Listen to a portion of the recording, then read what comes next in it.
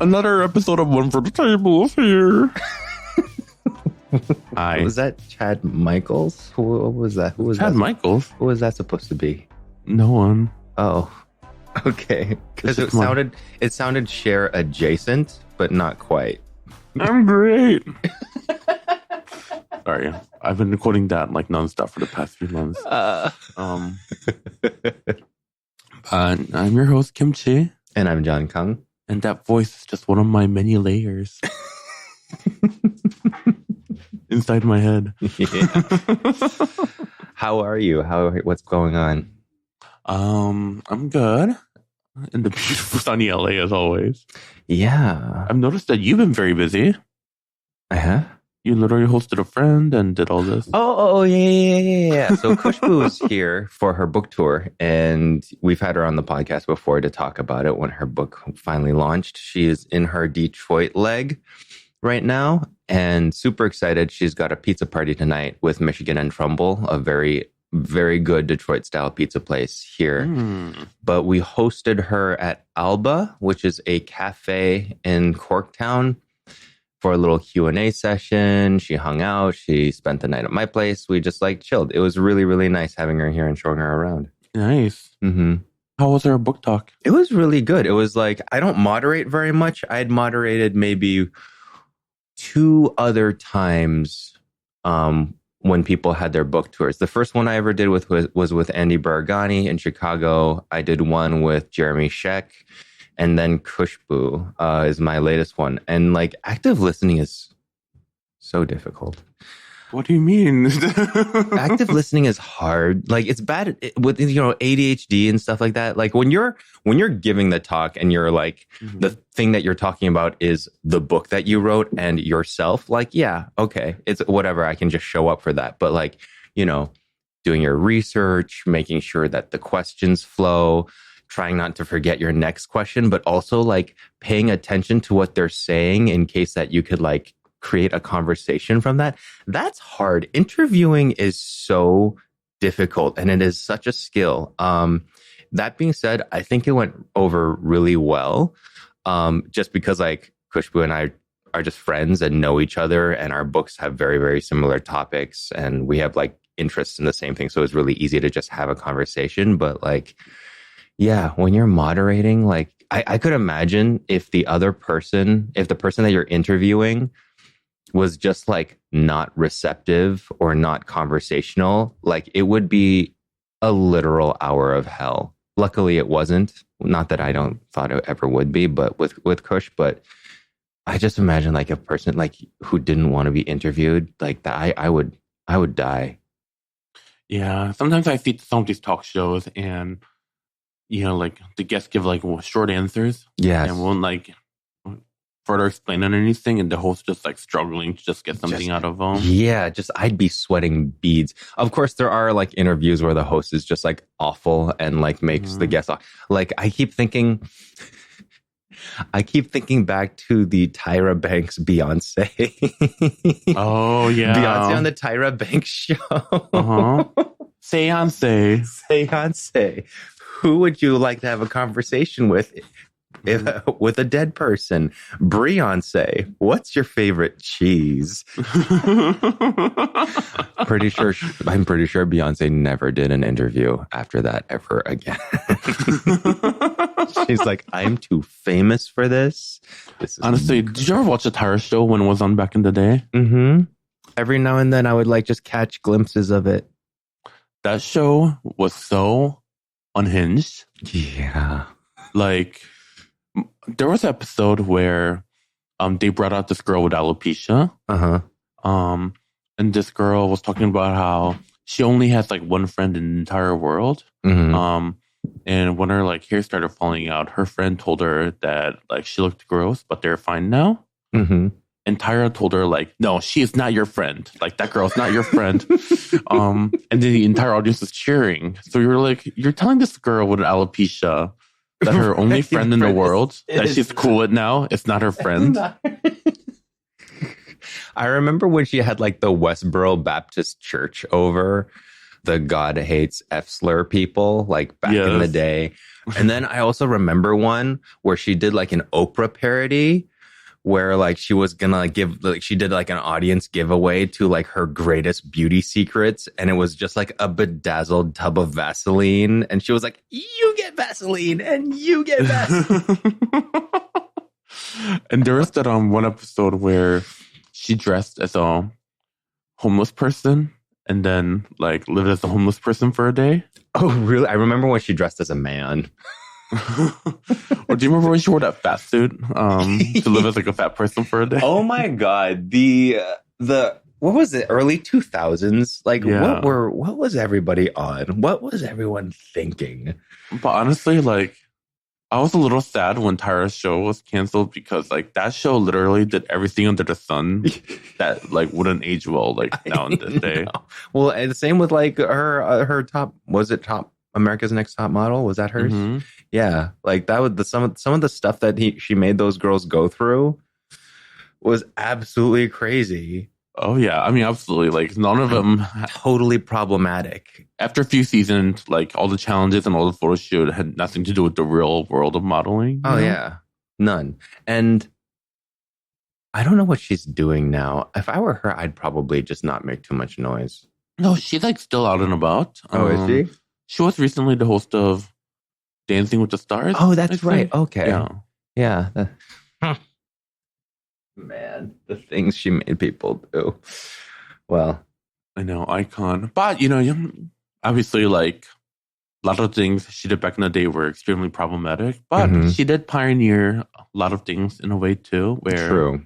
her reality show casted more POC people than any other show at the time. Because all the reality show at the time was just, like, all, like, whitewashed completely. And America's She put those model. girls through hell, but Yeah. She tortured these girls. Yeah. But at least they were seen. Oh my God, it's so bad. Oh, but I think it had like the highest like diversity, like before Drag Race came, I think American Next Top Model had the highest amount of like diversity casting. That's cool. Which is, and also I'm sure like Tyra Banks herself like had a hand in it. A lot of like racism. Oh yeah, like, for in sure. the industry, Yeah. Again, not that I'm condoning any of her like problematic actions, but oh, and speaking of food, do you remember her viral bagel tip? Where she like scooped out the bagel. Was that her? That was her, yeah. She's responsible for scooping out the bagel? Whoa. Yeah. But not just scooping out the bagel, but then filling the inside with whipped cream cheese and then microwaving it. So then like the cream cheese gets a little sour. Yeah, I never did that. I never tried. Did you try that? I have. How was it? Because my favorite part about cream cheese is like when you put cream cheese on a warm bagel that's toasted. I know some people in New York are going to be like, we don't toast our bagels. I mean, yes, I don't care. Yes, they do. Yes, they do. Yeah. You don't toast bagels if they're like fresh and still steamy and hot. Yeah. Just like you don't toast bread when it's. But like if your bagel has been like was there for a couple hours, yeah, toast it. It's better. Honestly, all bread once it's been cold. Yeah. And then it's better when it's toasted. Getting toasted, yeah, it gets like softer and like more like ooey gooey. Yeah. But anyways, when you put a cream cheese on like a toasted warm bagel, the part where like it touches like the bagel turns like a little sour. You know? Yeah. I like that. So it's almost like you're almost guaranteed to get the sour taste. Right. So it's like all right. I like whipped cream cheese though. I like it how like soft it is and how easy it is to be spread. Speaking of which, I just found out like a really random information. Did you know that soft serve was created by Margaret Thatcher? What? Soft serve ice cream was created by Margaret Thatcher to provide more like air in the food. The Iron Lady Margaret Thatcher? Yeah. That. I need to look this up. I don't. I mean, again, it's just like a random. Last thing I want is to thank that bitch for something. But I don't think we should think. I think the whole idea was like to use like less milk, and stretched. Soft serve Margaret Thatcher. Okay, it's a myth. Oh, it's a myth? Okay. Oh, good. Sorry to inform our listeners with wrong information. Right. Okay. This is from the New Yorker. Mm-hmm. Oldest, perhaps the oddest claim about the legacy of former Prime Minister Margaret Thatcher, who died at the age of 87, is that she helped invent soft serve. Okay, well, it's a New Yorker article, so it's like goes on forever, but basically it's no. Okay. I was wrong. I guess, Ooh, where did you hear that from? I mean, it is apparently they do say that it is a common myth, but who lied to you? Online, you just come across a lot of random information. Twitter. You're like, who lied to you? Find out and expose them. Got them. Let them know. She is not your friend. It is very early in the morning. It is. So you have another podcast today? Yes. Who are you cheating us on us with? Well, the podcast isn't out yet, so I don't know if I'm like allowed to talk about it. Oh, okay. I don't know if it's like a secret. Again, I'm sure it's fine like if I share it, but also I don't want to like. Oh, okay, that's fine. Give away the information that this person is starting a podcast. Oh, true. Oh, someone's starting a podcast. Oh, that's fun. Yeah. Other interesting stuff. You are a guest on Monet's show. Oh yeah. It's like a Pee Wee Herman type of show. Yeah, featuring a lot of like icons from the LGBTQ community and like comedians. And I love that it's on Dropout. Yeah, Dropout is like really like doing that thing. Honestly, they are. Like I really thought I'm probably going to subscribe like today because I really like. I keep seeing these shows on it on TikTok, like clips of shows that are just look hilarious on it. Never mind, like the Dungeons and Drag Queens thing, but also like this interview show where it's like most important person in the world, where they like. It's such a fun concept where a makeup crew puts like crazy makeup or puts on a crazy costume on this person, and they don't know what they're going to be until like right before the interview, and it's all improv. And I was like, it is so funny. The people that are on that show are just like super scary, brilliant. Mm-hmm. Yeah. So I think I'm gonna. There's an unsponsored plug for Dropout for you, but. Do you like improv comedy shows? Not the live ones. I've found that like improv comedy live is always like in like kind of a local theater setting. And so like maybe there's like one person who's like really, really good at it. And then just like a bunch of people that are kind of like meh. But watching it on like a show or TV where like everyone's vetted and everybody's really, really good, I can find that to be really, really funny. That's how I feel too. A lot of the improv shows I've seen. So, people that have the skills generally can apply those like improv skills to like other like aspects of like their comedy and things like that and make it like really funny. But like when it comes to like the straight up improv live show, at like an improv show, I've seen many of them, and dare I say, at least it's just the ones that I've been to, so it's just my experience. I'm not saying all improv shows are like this. Mine too, so. Kind of cringy. Yeah, no, super. It's a lot of them are just a little bit too theater. Yes. You get what I'm like? It's just like, like the world of theater to theater people is oftentimes just one big inside joke, and they forget that, especially if they like studied it in school and that was their like their entire world for 4 years, and you're just like, oh my gosh, can we please like tone down this very specific frequency of energy? I can see the whites of your eyes on both sides of your lids. It's like, it's a little too, it's like, a little too much. It's so much. And I say this as a former theater person. So I'm a survivor, essentially. Why'd you stop doing theater? I had to join the workforce.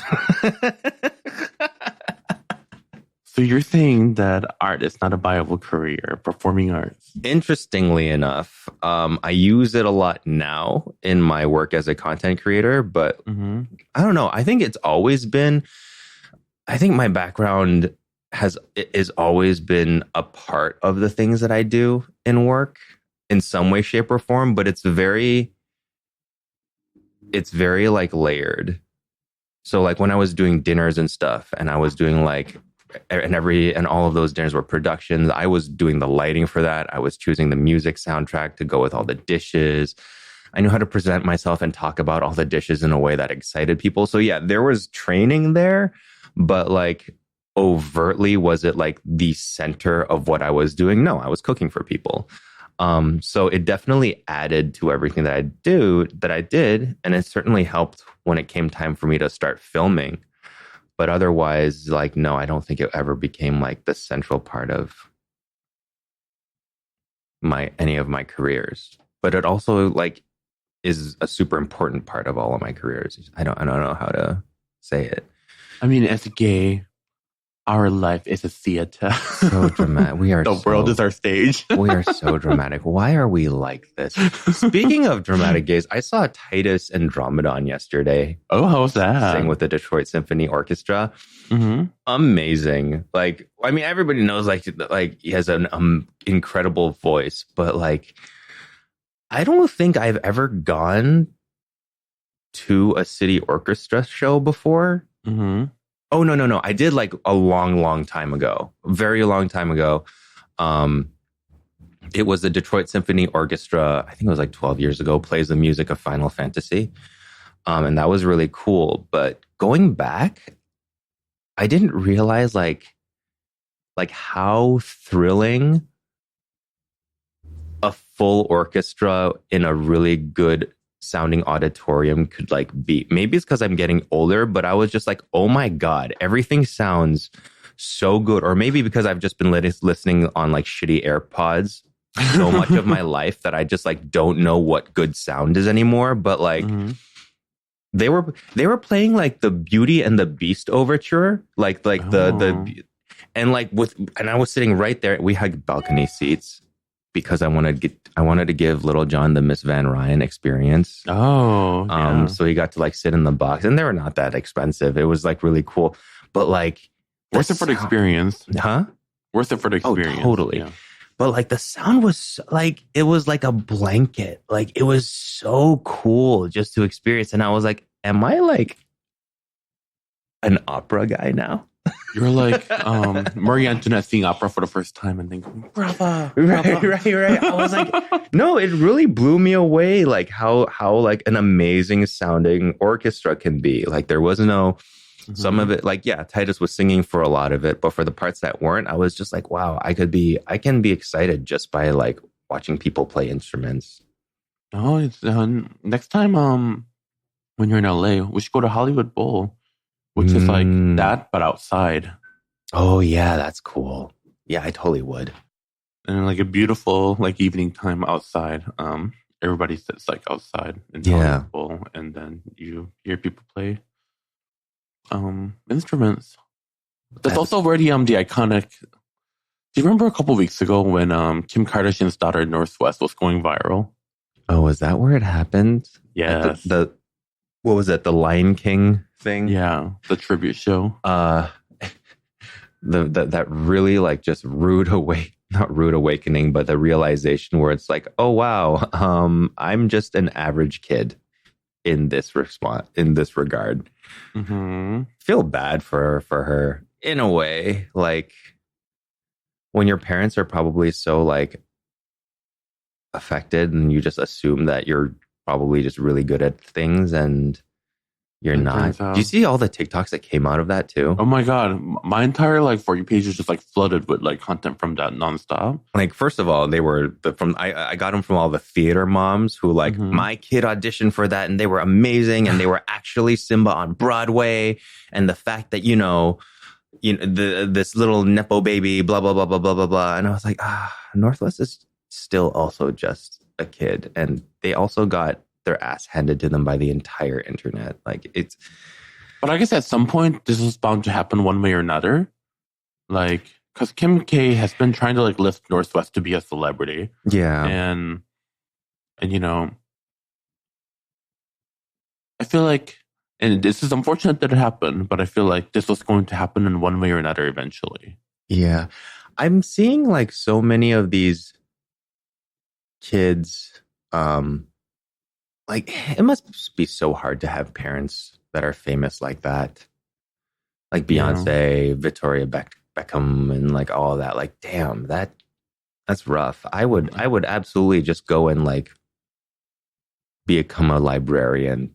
I feel like a lot of them do, or not like, necessarily become librarians, but like they either like fully like embrace it and become like nepo babies in the entertainment industry, or they like go the exact opposite and just and they kind of just hide away. Which I think both of the things are like, you know, I respect both choices because if you have the resources, why not do it? But like, if you're not talented, we're in a world where like people can showcase talent so easily now, and that like if you have every advantage and every opportunity to like really shine in that kind of way and you don't, like, I feel like the internet will be extra cruel to you because of it. Because like literally some person's, there can be some child with a TikTok account can be like the most amazing performer in the world.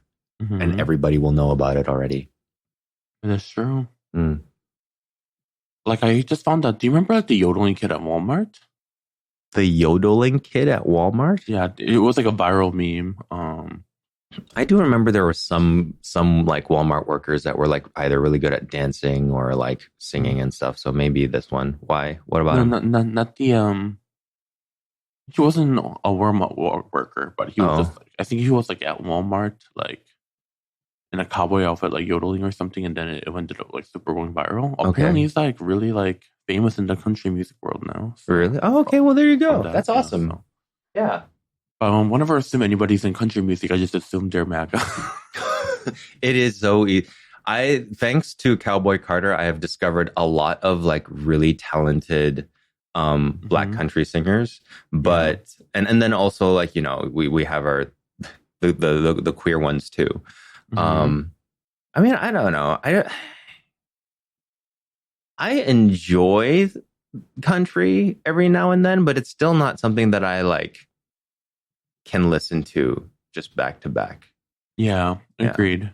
Yeah. It's not like Dolly will show up on one of my like mixed playlists every now and then, and of course I like love it, but like there are country songs I love. Yeah. But if I'm like sitting at home going through like my music playlist, I'm never like, all right, country radio, here we go, you know? Right. So, what would you say is your favorite genre of music then? To listen to like casually? Probably like neo soul R&B. Okay. Yeah. All right. I always have like my default playlist always was like an Erykah Badu, Jasmine Sullivan, Solange, Frank Ocean. Very Detroit of you. Is it? Why? I don't know, I'm just saying things. Except Erykah Badu is like, she keeps saying bad things on Twitter. So, really? What is she saying? She defends a lot of. I think she went to bat for like Bill Cosby, Chris Brown. Like she defended like every dude that shouldn't be defended, kind of situation. So I listened. Why is she dying on these hills? I don't know. I see it on Twitter every now and then. I'm just like, another one. So it's one of those situations where like a lot of people actually have stopped listening to her as a result. I have almost every album of hers on vinyl. So like I still feel okay listening to it because it's not like a furthering, like continuing support of somebody, but it's like kind of like I supported the artists that they were. Yeah. But yeah. I guess once you find out all this like personal stuff about them, like then it kind of gives you like an ick to like support them or even just like consume any of their like content. Don't meet your heroes, especially if they're getting older. Do you find like because of situations like that, like I'm super nervous to meet people who recognize me. Like I'm so like nervous about like coming off as disappointing to somebody who's like a fan. Oh, absolutely. Yeah. But that's why I try to live a good life. Trying to do the right things. And it's not even about that. It's just like coming off as awkward and stuff. Yeah. Oh, I mean, chances are we're always going to come off awkward. It's true. It's true. It's because we are. Especially like when you meet someone who's like complimenting you, like, oh, I love your work and blah, blah, blah. Like, like all that you do. There's really not much you can say to those things. It's true. Where like you can either be like questions about the person. But one really great trick I learned from it's Lisa, or she has a YouTube. She does like spicy noodles and ramen content. She's amazing. She's got like 10 million subscribers or whatever. And she was like, this is why I carry stickers on me at all times now. Because like if there's ever just a lull in the conversation, she's just like, do you want a sticker? And then they're always like, of course. And that's like such a good break into it. So now I have like stickers on me at all times and it works. What kind of sticker? Well, let me show you because I just got these. I like how you're like, I carry stickers on me at all times. I just got them. So, the artist that did my initial sticker? The artist that did me in the ramen bowl? Like a noodle bowl? Yeah. Noodle bowl. Look at these. Oh, that is really cute. They're little dumpling, smiling dumpling. They're little dumpling emojis and it says Kung Food on it. And Mr. Anderson X. Oh my God, that's so cute. I know. I love this artist so much. I'm so glad I have I'm so lucky to like work with somebody this talented. This one's full.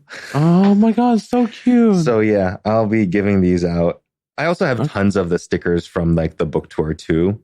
The one of me in the noodle bowl, but like, yeah. And so also, if you see John begging for a sticker. Yes. And if I don't have one, I am so sorry. Because that just means like, I didn't think that I would be seeing any people that day. Another thing that I like to do now is like, because so many of my friends have stickers for merch, I cover my suitcases with them. And it's like such a fun way to identify my suitcase. Now everyone knows what my suitcase looks like. So when it comes to conveyor belt, you're like, that's mine, and you pop it right off. That's mine. You pop it right off. But also like if there's a ding or a scratch on your luggage and stuff, you just slap a sticker on it and it looks so good again. It's cute. It's like wrapping your car, but instead of wrapping your suitcase with stickers. With stickers. And it's like stickers of all your friends and the people that you love. I want a sticker. You should make a sticker. I have stickers. You have stickers? I have stickers. I never seen those. I never see. I only give them to people I like. Wow. We're going to take a quick break.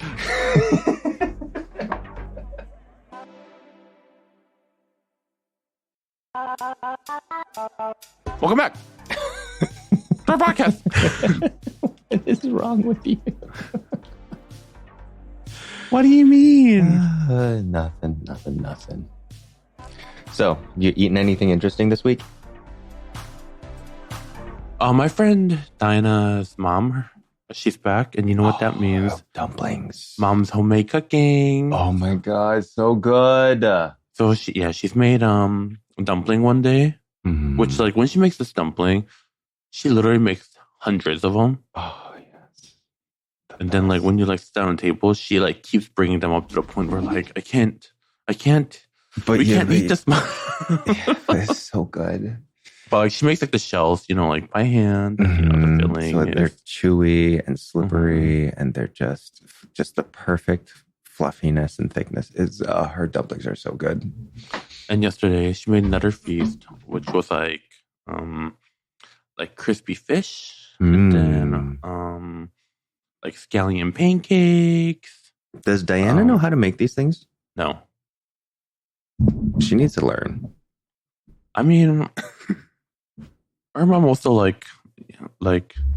cooks for, you know, like Chinese like dance troops and stuff. Oh yeah, that's right. Yeah, You know, cool. Yeah. I don't think this is like a skill that like a corporate lady is just gonna like pick up quickly.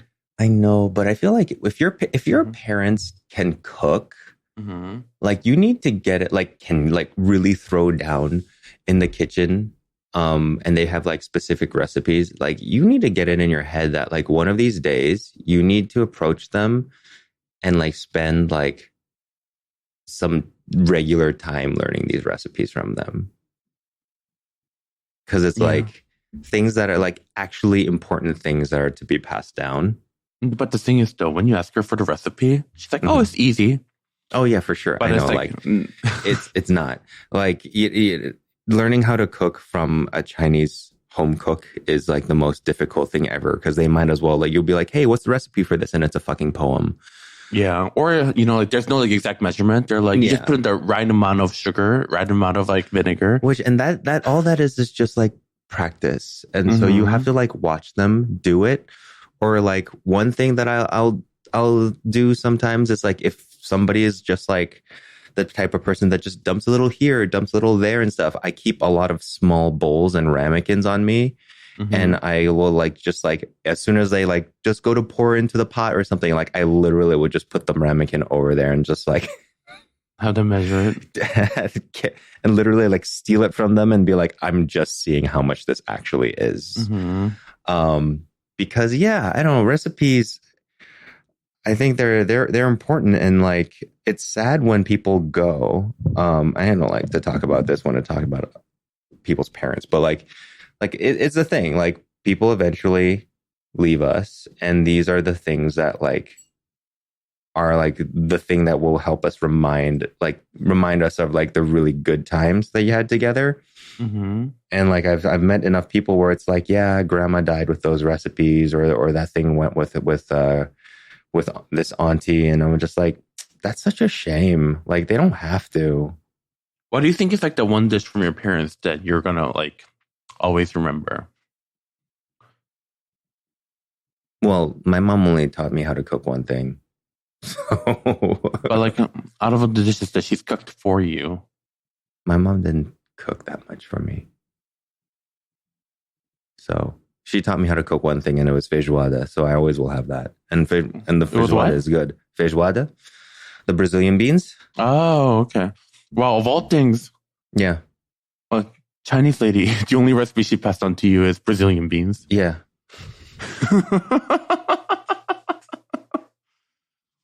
I don't think my mom passed on any recipes to me either. I'm trying to think of Yeah. I mean, the precursor is that like they have a whole bunch of recipes to pass down first. Like, yeah. If your parents aren't cooks, then no, that obviously doesn't count. Then like, yeah, just remember their favorite place to get takeout and just like go with that. But yeah, my home ec teacher is the one where I like learned a lot about cooking and baking from. Did you learn home ec in Korea? In high school. Oh, in Michigan? But the home ec teacher to our high school was also the yearbook teacher, which I was like oh yeah, you were the yearbook for boss. junior and senior year, and editor in chief. So yeah. And then every like yearbook deadline, we'd have like deadline parties where like we'd like cook food together in the home ec room. It was a lovely memory. That's so cute.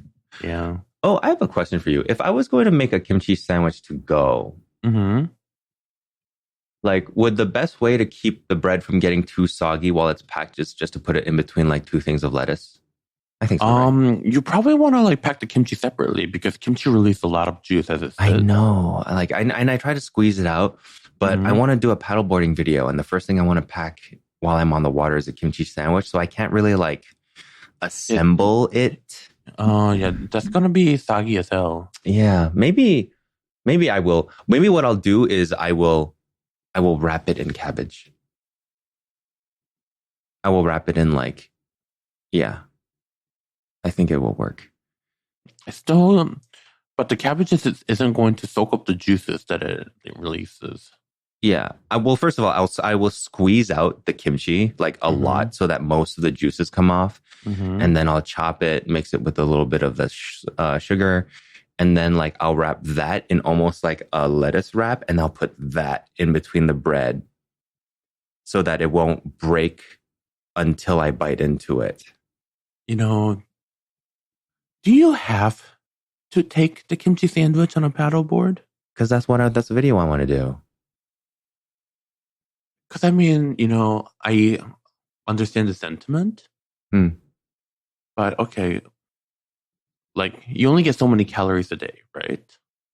So if you're going to eat something like a kimchi sandwich, wouldn't you want to eat the kimchi sandwich in like the best form you could eat in? Especially a kimchi sandwich is not something like that was designed to be like eaten later. Yeah, I know. That's why I want to try to make it work. Imagine on a freshly toasted bread where you add the mayo. And I know, but it's all the whole point of like this video series is me packing myself a lunch, and I wanted it to be a sandwich of some kind. But there are thousands of sandwiches out there in the world. Yeah, but I only have kimchi in my fridge right now. I'll figure it out. Okay. Like how many hours do you think after? Huh? How many hours? It's still like 30 minutes. I guess that might not be too bad. No.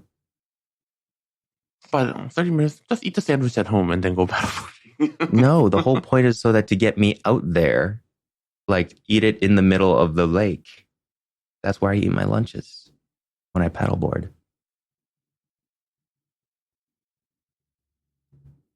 Can you just bring like a little bento box?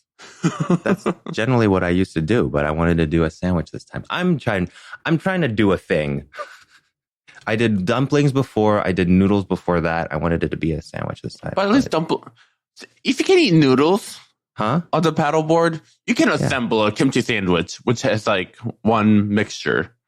I mean, I don't have any. I just had like, you know, I opened a box and I just like had chopsticks on me. So yeah. So I'm not going to like pack of bread, and then like on the outer compartment, put the kimchi mixture in there, and then just literally like scoop it up and put it on the bread and eat it. I guess I could do that. It would just be so cute if I opened the box and the sandwich was there and ready. Or maybe I'll just do an egg salad sandwich. Those keep better. Oh yeah, I just think that's a better idea. Yeah. Because, you know, I feel like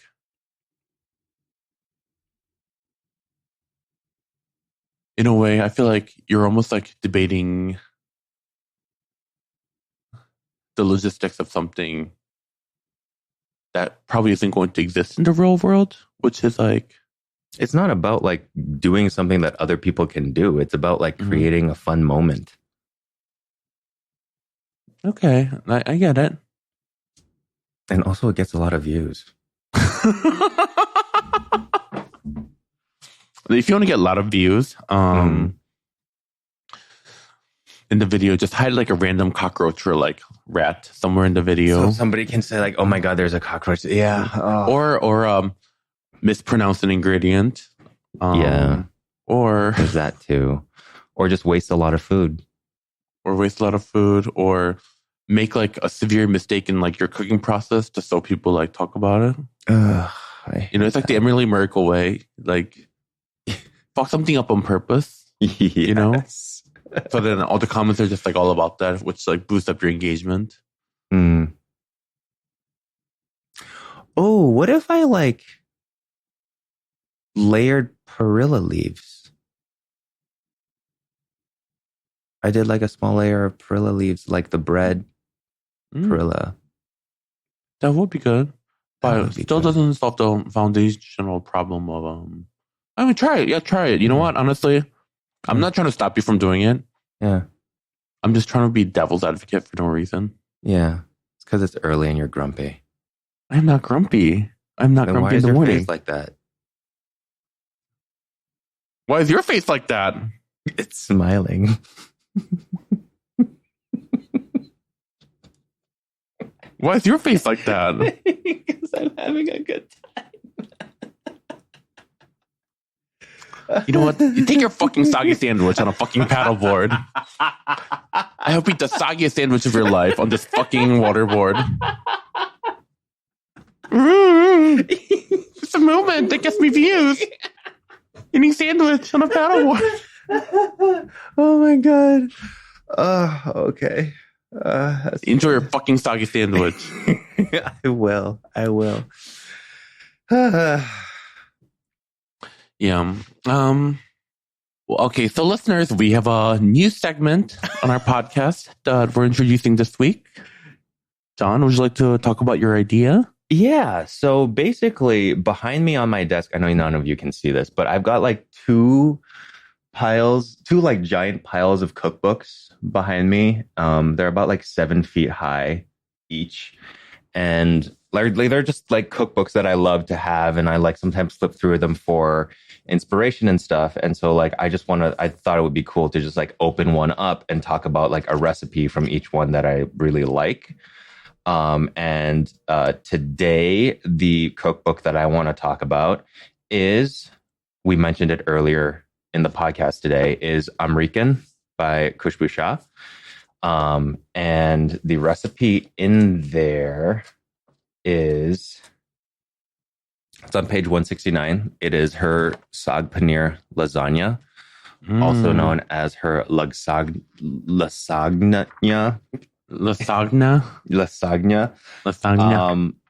I think first of all, it's a gorgeous photo, and it is such an interesting take on the lasagna, where it's just like it's got your noodle layer, your bechamel, your parmesan, but then you have like the saag sauce, the paneer crumbles, and it's that flavoring that like kind of like that the vegetal sweetness that you get from the saag is just so good and so satisfying, and just works with lasagna noodles so well that even though lasagna is a labor of love and it is a pain in the ass to make, this should be something that is on your radar 100%. It is delicious.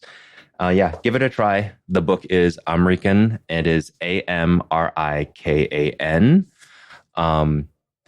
If you look for it on Amazon, it will assume that you spelled American wrong and show you a whole bunch of American flags.